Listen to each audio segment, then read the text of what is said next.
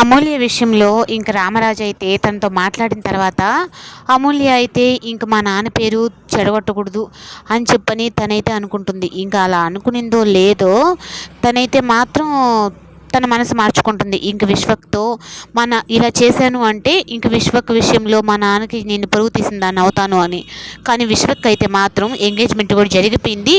ఇంకా అమూల్యని తీసుకొని నేను పెళ్లి చేసేసుకోవాలి అని చెప్పని తను వెంటనే ఫోన్ చేస్తూ ఉంటాడు. ఇంకా అమూల్య అయితే ఇంక రామరాజు చెప్పిన మాటలైతే తెలుసుకొని తన ఫోన్ అయితే కట్ చేస్తూ ఉంటుంది. ఇంక వెంటనే విశ్వక్ అయితే వల్లికి ఫోన్ చేసి, "నువ్వు వెంటనే వెళ్ళి అమూల్య దగ్గర ఫోన్ ఇవ్వు" అంటే, "అసలుకి ఏంట్రా నీకు బాధ? నన్నెందుకురా దీంట్లో ఇన్వాల్వ్ చేస్తున్నావు?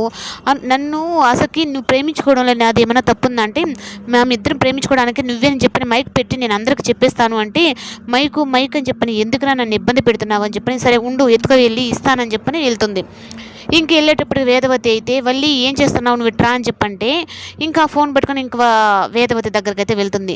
ఇంకా పెళ్లి కార్డ్స్ ప్రింట్ చేయాలని చెప్పని ప్రేమ, ధీరజ్ అయితే వాళ్ళిద్దరు వెళ్ళి ఆ పెళ్లి కార్డ్స్ కోసం మొత్తం అయితే ఇంకా షాప్లో అయితే గందరగోళం చేసేస్తారు.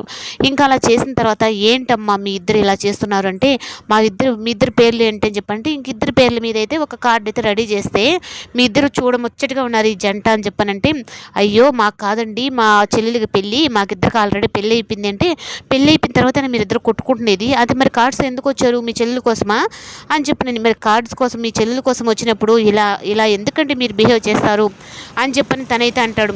ఇంకా విశ్వక్ అయితే మాత్రం అమూల్యకి పదే పదే ఫోన్ చేస్తూ ఉంటాడు. ఇంకా రామరాజు చెప్పిన మాటలన్నీ గుర్తు తెచ్చుకొని, "నిన్ను మా అమ్మ అనుకున్నాను, మా అమ్మ నా పరువు ఎప్పుడూ తీదు అనుకున్నాను.